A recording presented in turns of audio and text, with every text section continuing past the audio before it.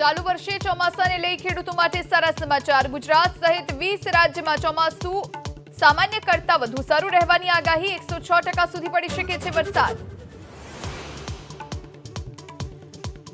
આજથી કાળઝાળ ગરમીનો પ્રકોપ વધવાની હવામાનની આગાહી। અમદાવાદમાં 41 ડિગ્રીને પાર થઈ શકે છે ગરમીનો પારો, તો સોમવારે 7 શહેરમાં 40 ડિગ્રીથી વધુ તાપમાન।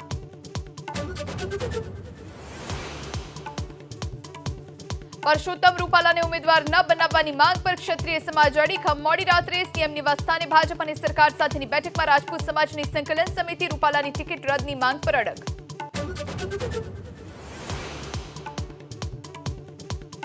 લોકસભા ચૂંટણીને લઈ આજે ભાજપના 16 ઉમેદવાર ભરશે ફોર્મ। પરસોત્તમ રૂપાલા, હેમાંગ જોશી, શોભના બારૈયા, મુકેશ દલાલ ભરશે ફોર્મ, તો વિનોદ ચાવડાની ઉમેદવારીમાં સીઆર પાટીલ રહેશે ઉપસ્થિત।